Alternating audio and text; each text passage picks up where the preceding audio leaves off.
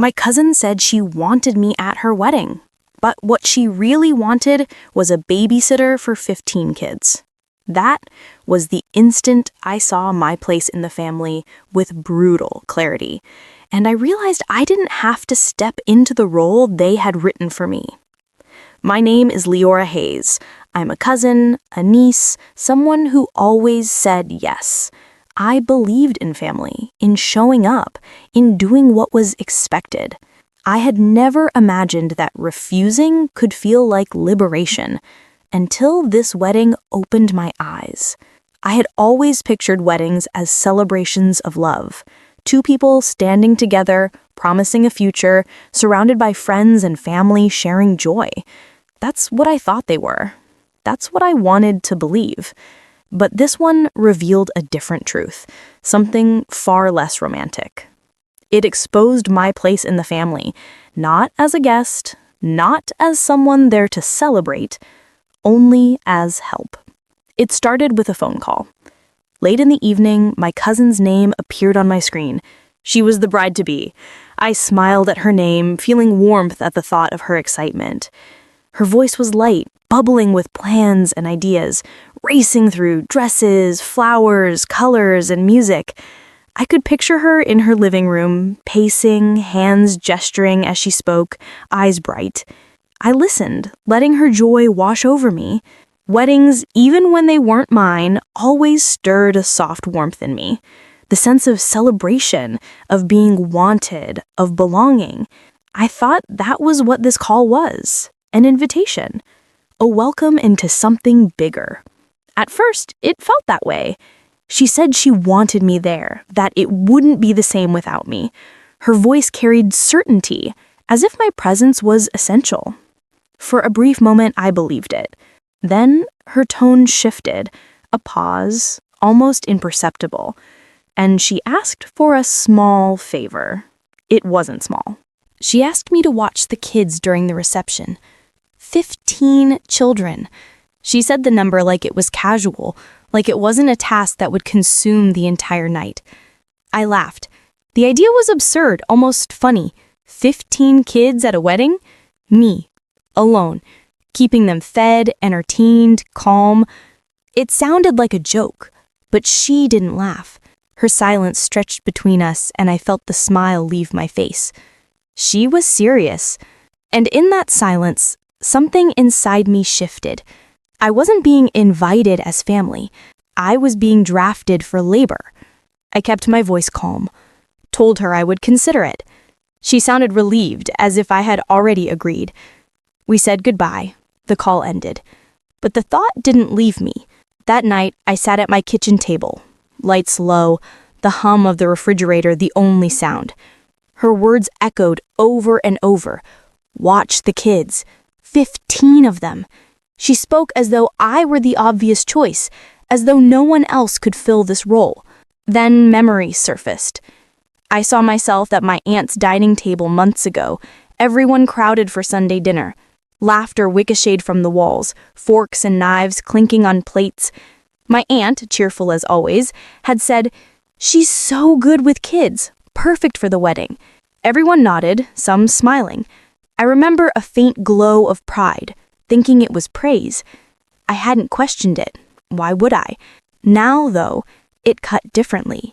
They weren't praising me. They were assigning me, like a tool set aside for the task it fit best. Other small moments returned. At family barbecues, when kids grew restless, someone always turned to me. Keep an eye on them. Make sure they don't get hurt. These weren't questions. They were statements, expectations. And I always said yes. Saying no had never crossed my mind. I thought it was helping. I thought that's what it meant to be family. But sitting there that night, alone, the memories weighed heavily. They weren't about kindness. They were about convenience.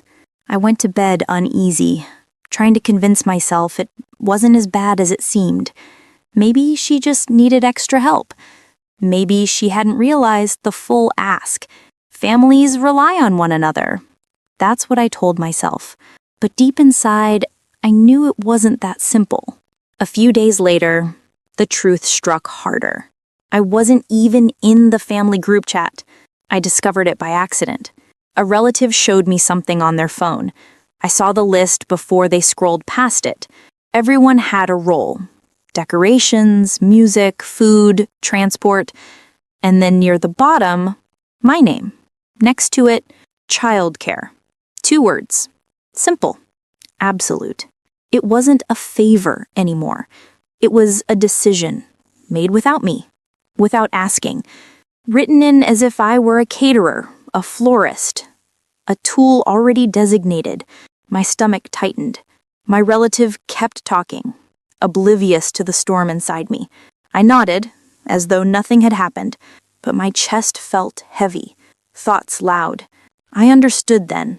I wasn't family. I was function. The realization followed me through the day. Every step waited. I pictured the wedding again. Bright clothes, music, drinks in hand. And me, in a corner, 15 children restless at my feet, missing the laughter, the toasts, the moments that mattered. Afterward, no one would remember. They might thank me briefly, call me a lifesaver, and then forget until the next time they needed me. The image burned in my mind. That night, lying in bed, I couldn't shake it. The ceiling above blurred as memories stacked one on top of another. One Christmas, I had been pulled away from the living room where adults opened gifts to soothe a crying toddler. I spent half an hour rocking the child upstairs while laughter drifted from below. Returning, the party had moved on. No one noticed my absence. One summer, an entire afternoon was spent watching children splash in the pool while adults drank cold beer under umbrellas. Sunburn ached on my arms, shoulders sore from lifting children in and out of water. No one offered to help. No one thanked me. That night, clarity hit. This wasn't new. It was a pattern. The wedding was only the sharpest, clearest example yet. I turned under the blanket, trying to sleep. My thoughts pressed harder. I wasn't being asked. I was being used. And perhaps I always had been. I didn't sleep the night I saw that group chat. I lay in bed, staring at the ceiling, my phone face down on the nightstand, my mind running through years of family gatherings, words and small moments that never seemed important before. Now they came back with sharp edges. The truth was there all along, but I had been too willing to ignore it. I remembered one holiday in particular. Everyone crowded in my aunt's living room, laughter spilling from the adults who sat with drinks in hand. I had been talking to my cousin, one of the few times I tried to be part of the adult conversations, when my aunt placed a toddler in my arms and said, "Here, you're so good with kids, keep an eye on her." No please, no question, just a handoff, as if I was a babysitter already hired. I smiled and went along with it. The toddler fell asleep on my shoulder, and I stood by the wall, quiet, watching the grown-ups toast each other.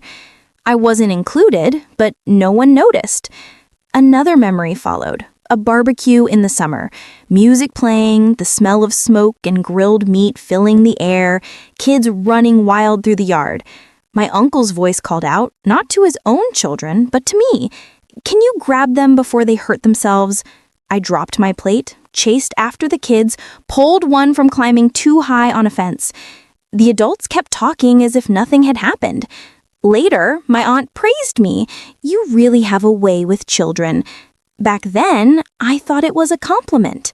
Now, I realized it was training, conditioning me for the role they always wanted me to play. As I lay in the dark, those memories stacked one after another. Every small laugh, every casual comment, every moment I was pulled away from enjoying myself, it all had the same pattern. I wasn't part of the fun. I was part of the work. I tried to brush the thoughts aside. I told myself I was overthinking, that maybe this was just a misunderstanding. But deep down, I knew better. The group chat confirmed what I had avoided admitting. They hadn't even asked me directly.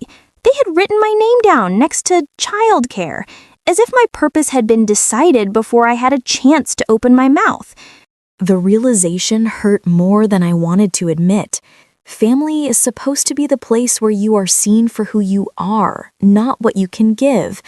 But for me, it had always been the opposite. They never looked at me and thought of my dreams, my interests, or my happiness. They looked at me and thought of convenience. I turned on my side, staring at the clock. Midnight, 1 a.m., 2. The hours dragged, but my thoughts stayed sharp. A strange mix of sadness and clarity kept me awake. By morning, I was exhausted, but I understood something I hadn't before. This wasn't about one wedding. It wasn't about one favor. It was about a lifetime of being placed in a role I never agreed to. Babysitter, helper, background support. I thought about how many times I had said yes, how many times I had smiled through frustration, convincing myself it was fine because that's what family does. And every yes had taught them something.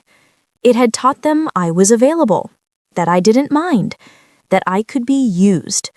It wasn't anger that filled me then. It was something colder, a quiet resignation, a truth settling deep in my chest. They didn't see me, not really. I went through the day in a haze.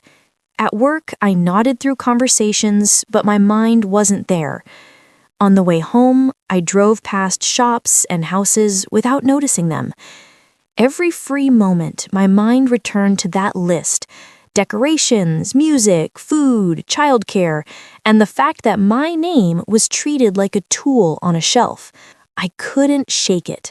That night, I tried to imagine the wedding. The bride in her dress, the music playing, the lights glowing. But when I saw myself in that picture, I wasn't sitting at a table enjoying the night. I wasn't dancing or celebrating or sharing in the joy. I was in a corner with 15 restless kids, wiping noses, stopping fights, keeping them quiet while everyone else lived freely. And worst of all, they would have thanked me with a quick smile, maybe a hug, but nothing more. My presence would be remembered not for being part of the wedding, but for keeping the children under control. That was all. The thought hollowed me out. I wanted to believe I could talk to them about it, that if I told them how I felt, they would understand. But then I remembered the phone call with my cousin, the way she brushed past my hesitation, assuming my role before I even had time to respond. And I remembered my aunt's tone at that dinner table. So certain, so casual, perfect for the wedding. They didn't see the problem.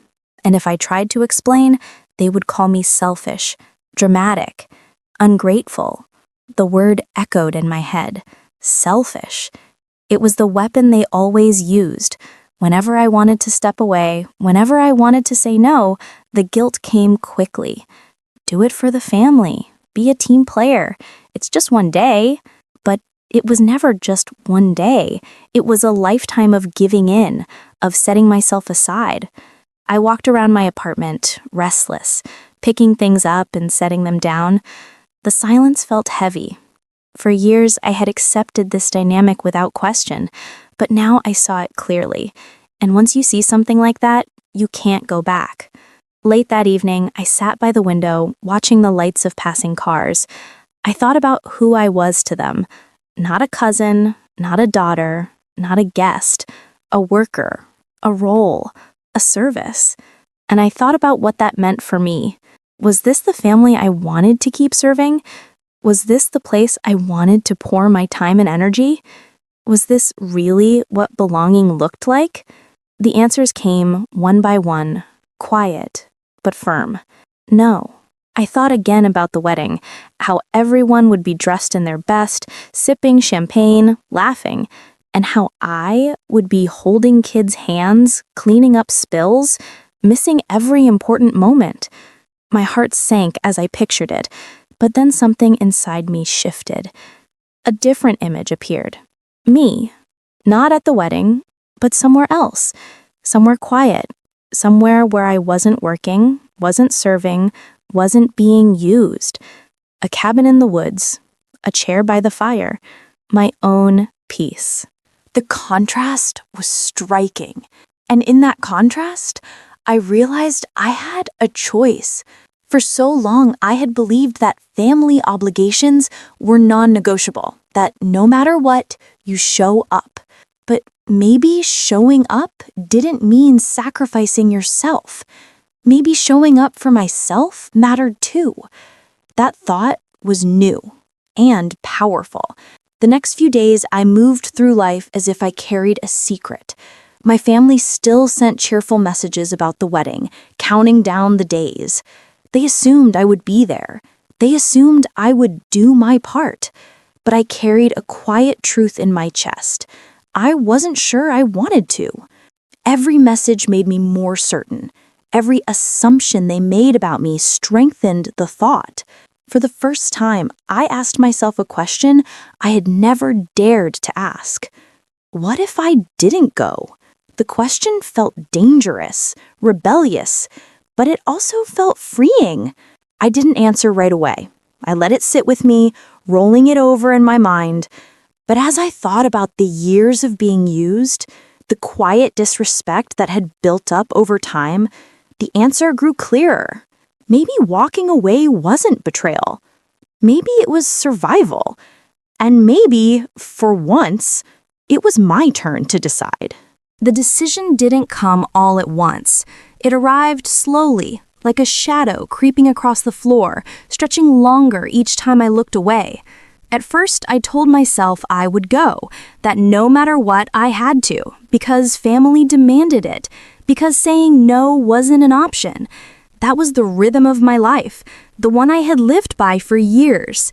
But underneath that rhythm, something else was forming, a quieter beat, steady and sure, a thought I hadn't allowed before. What if I didn't go? The thought carried both fear and freedom. One evening, I sat at my computer, the glow of the screen reflecting on my face. Instead of searching for dresses or travel options, my fingers typed something else: cabins for rent. The listings came up quickly, small wooden places tucked away in the hills, pictures of fireplaces and wide windows overlooking trees. One photo stopped me. A single-room cabin, simple but warm. A brick fireplace stood in the corner, a small rug spread before it. A window framed a view of pines, tall and close, almost protective. I stared at the photo for a long time. I could almost feel the silence, the still air, the peace of it. No voices pulling me in different directions, no children running wild at my feet, no lists with my name assigned to work I never asked for. Without thinking too hard, I clicked. I entered my details. I booked it. The confirmation email landed in my inbox. The cabin was mine for the wedding weekend. I leaned back in my chair, heart pounding. My hands shook slightly. I wasn't sure if it was fear or relief, because in that moment, I had chosen absence. It didn't feel like rebellion. It felt like survival. I closed the laptop, sat in the quiet of my apartment, and listened to the sound of my own breath. For the first time in weeks, it felt like I could breathe without weight pressing down on my chest. Still, the days leading up to the wedding weren't simple. The family calls came in one after another, cheerful voices asking what time I'd be arriving, if I needed a ride, if I had packed. Their words carried assumptions, not questions. They were certain I would be there, certain I would take my place. I answered carefully, never directly. I said I was working on it. I said I was figuring things out. I let their voices fill the space while mine stayed vague. Each call tightened something inside me. Each assumption reminded me why I couldn't go. But the guilt still pressed against me, heavy and sharp. What if they called me selfish? What if they said I had ruined everything? The fear of those words pulled at me because I had lived under them for so long. Selfish was the word they used to keep me in line. Selfish was the chain. Late at night, I packed a suitcase. my hands folded closed slowly, each piece carrying a question. At first, I placed the dress I had planned to wear to the wedding on top. Pale fabric, soft under my fingers. It looked wrong in the suitcase, too bright, too much like an expectation I no longer wanted to meet. I sat on the bed staring at it. The longer I looked, the heavier it felt. Finally, I unzipped the bag, lifted the dress out, and hung it back in the closet. In its place, I packed jeans, sweaters, socks thick enough for the cool nights in the cabin. Clothes that spoke of comfort, not performance. The suitcase looked different now. Lighter. More mine. I zipped it up again, the sound final, like a door closing. The next evening, the night before the wedding, I stood by the window in my apartment. Streetlights flickered outside, cars passed below. Life moved on as if nothing inside me had changed. My phone buzzed on the counter. More calls, more messages, my cousin's name flashing again and again. I didn't pick up. Instead, I walked to the suitcase and touched the handle. The choice was already made. The cabin was waiting. Still, a voice whispered in the back of my mind. The old voice, the one that said I was making a mistake, that I would regret it, that I was being ungrateful, unkind, a failure as a family member. The words curled around me, but I didn't let them take root. Not this time. I sat on the edge of the bed, leaned forward, and whispered softly into the quiet room. Not this time. The words were small, almost fragile, but they carried strength.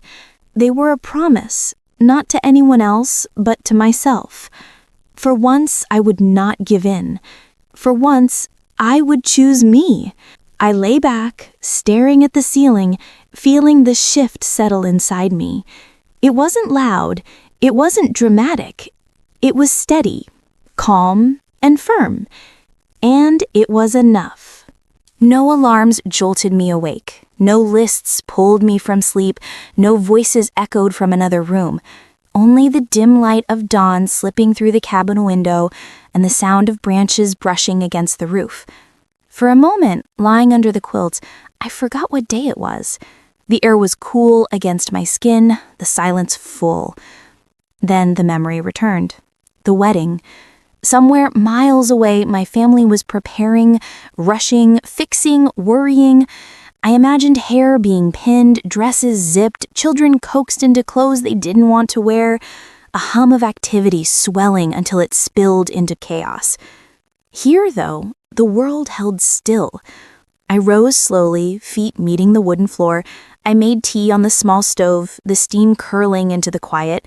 I carried the mug to the window and stood there, watching the woods. The trees were tall, their trunks straight and solid, the ground beneath them layered with pine needles. The forest didn't move fast. It breathed, it waited, it stood. I breathed with it. By mid-morning, I lit the fireplace. The fire caught quickly, flames licking at the wood, crackles echoing in the small room. Heat spread across the cabin, gentle and steady.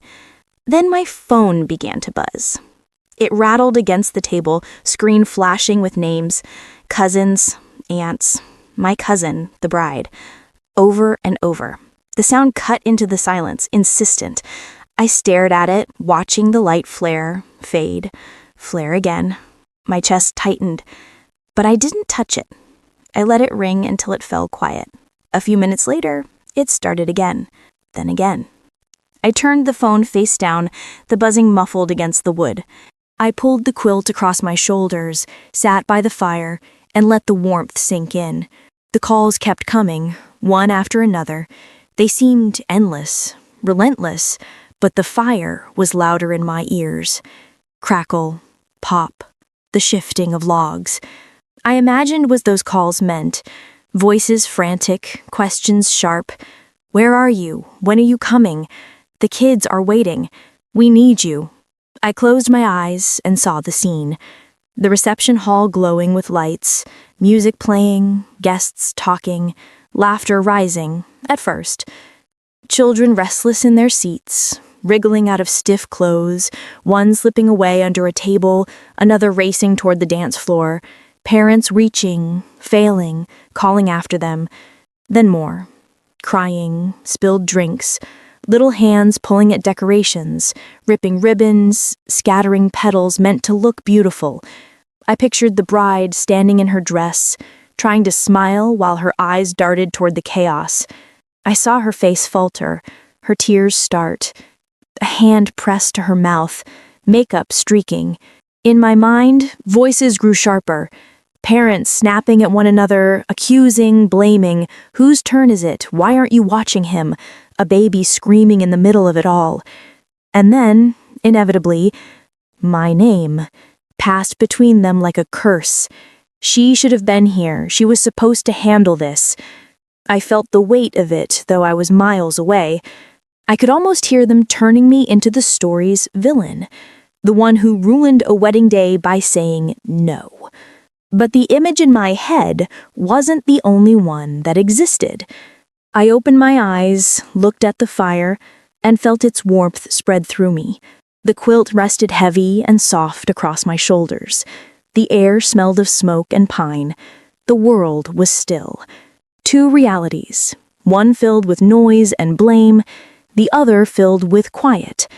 For years, I would have chosen the noise, thinking it was duty. Thinking that being there, being useful, meant belonging.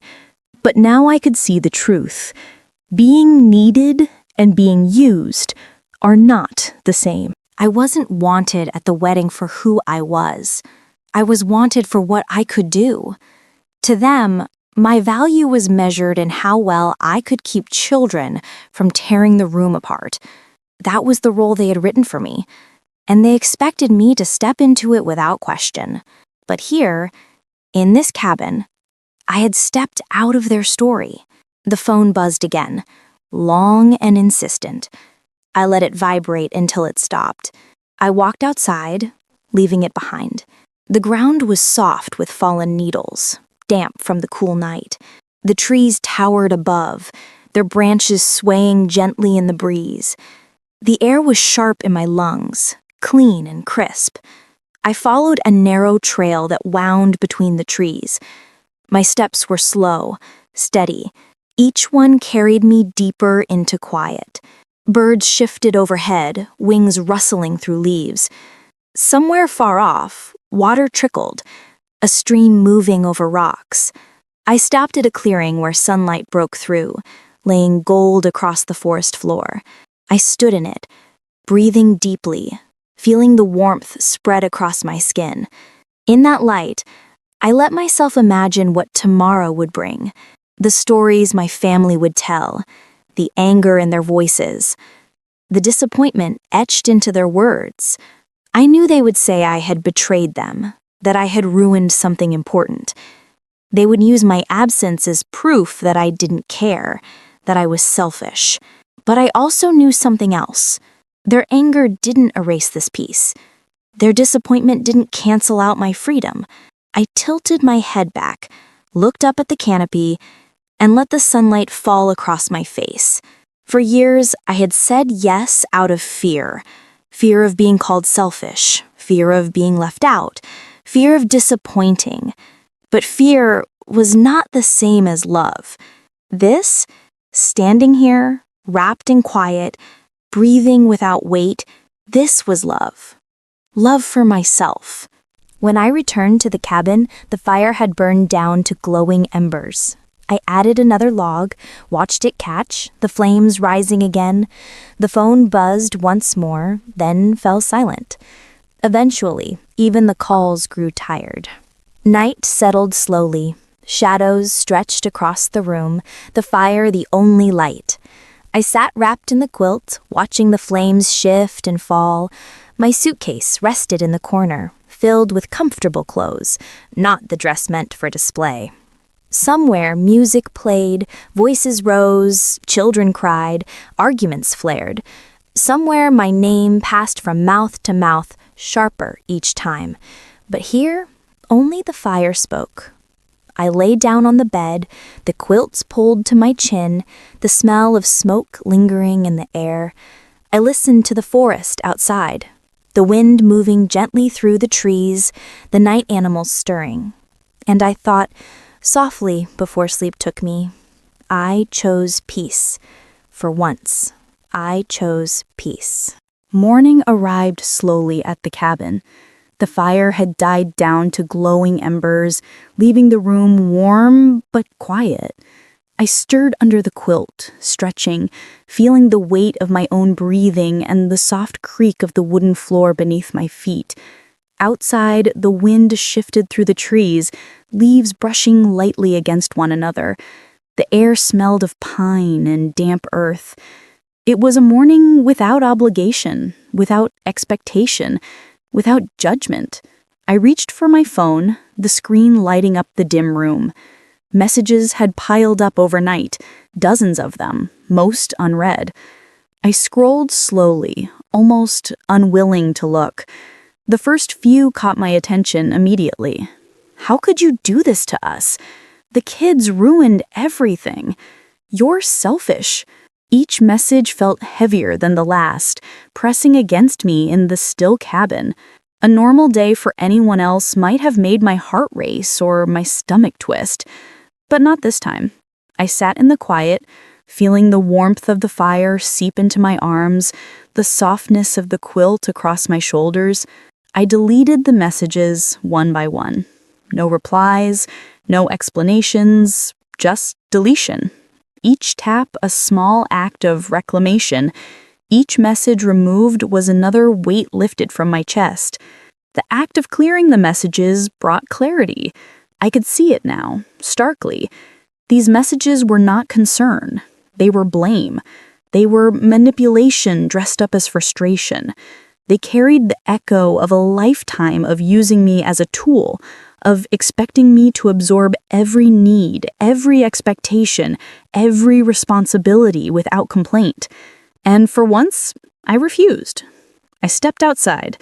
The air was cool. The sunlight filtered in gold through the trees, scattering across the forest floor. The quiet was absolute, yet it was alive. Birds stirred in the branches above, a squirrel darted across the clearing, and somewhere a stream babbled faintly in the distance. It felt alive in a way the house full of people, full of expectations, had never felt. I walked the narrow trail that wound through the trees, taking slow, deliberate steps. My mind wandered, but not to worry or guilt. Instead, I thought about family, what it had meant, what I had been taught it meant, and what it could mean. For years, I had measured family in obligation. Family was duty, responsibility, service. Family demanded participation in every chaos, every task, every moment I would rather have kept to myself. It demanded compliance. It demanded my labor. But now, in this quiet, I realized family could be something else. Family could be respect. Family could be recognition of boundaries. Family could be choice. I stopped at a rock near the edge of the clearing and sat down. Sunlight fell across my face, and I breathed in the air deeply. For the first time, I could feel the difference between being wanted and being used, between being loved and being convenient. I thought about the wedding, about the reception hall overflowing with activity, children screaming, parents panicking, guests oblivious. I thought about their frustration, their disappointment, their anger.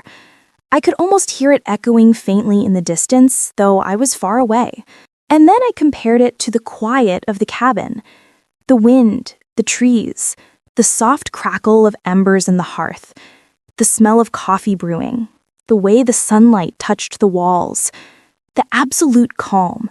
It hit me with a clarity that was almost painful in its precision. I had chosen the right place. I had chosen peace over chaos, silence over constant demand, dignity over obligation. I thought about my life up until this moment. How often had I said yes when I wanted to say no? How often had I swallowed disappointment, smoothed over frustration, hidden my exhaustion to meet someone else's needs? And how often had that compliance been mistaken for a willingness, for gratitude, for love? I understood then that it had never been love. It had been expectation, and I had given them my yes too many times. I stood and stretched, the forest around me alive with motion and sound, and felt the tension in my shoulders begin to ease. My chest felt lighter, almost hollow, in a good way, as if the weight of all those years had finally lifted. I returned to the cabin and opened the windows, letting the wind drift in. It brought with it the smell of wet earth and pine, the freshness of untouched space. The air inside shifted, carrying the scent through the room, touching every corner. I walked to the table and set a mug down carefully, watching the steam rise. I thought about the text messages again.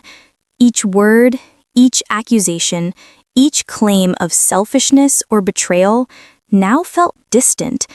They couldn't reach me here. They had no power in this quiet space.